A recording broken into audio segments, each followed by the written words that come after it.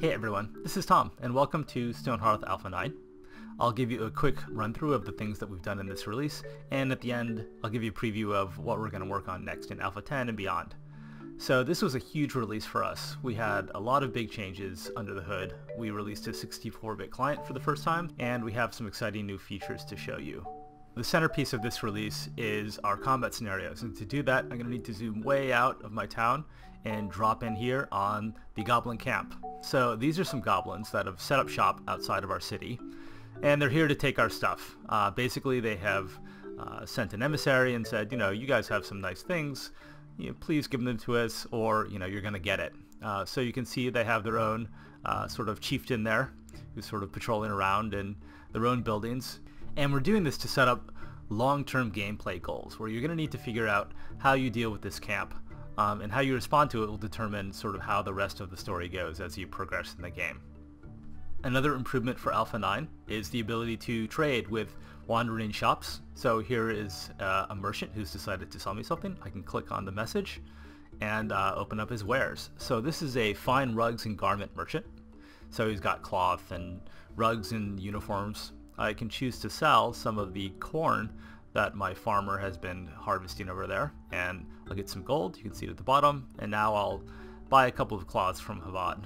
And as I do this and dismiss the dialogue, you can see that my workers are taking the inventory that I've just bought and put it in a stockpile, and there's even a little bit of gold left over from our trading, and there's the bolt of cloth being carried back. We've also added a lot of convenience features. Some of my favorite are the new cancel task UI and the new clear UI. So if you just want to get something out of the world, you can drag a box, select clear, and then destroy those entities. So here I've chosen to knock out these trees for more room for building, and if I decided that was a bad idea, I could pause the game, cancel task, and undelete that particular tree, and then when I resume the game, my workers will go forth and nuke the ones that I've decided to.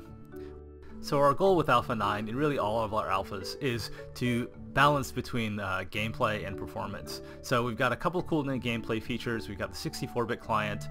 Combined, those should let you play the game for longer than ever before, and we'll keep improving these things as we go to Alpha 10 and Alpha 11, and all the way to beta and final release. As night falls on my little town, I can see actually that the goblins have sent a thief in the night to try to steal my stuff, but fortunately I have some footmen and they're going to dispatch this guy pretty quickly.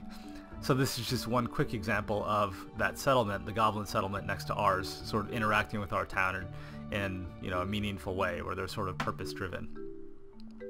So those are the major features in Alpha 9. You can check it out by hitting the big purple button on our homepage, stonehearth.net. Over the coming months, we're going to continue to add to the game and bring you lots of new improvements, including things like water, some major improvements to the building system, new player classes, new enemies, new scripted encounters and stories, and just continue to add to the game. You can follow our progress at our dev blog at stonehearth.net or our YouTube channel. We also stream every Tuesday and Thursday, so drop by and say hi. Thanks for watching. I hope you enjoyed the video. Bye!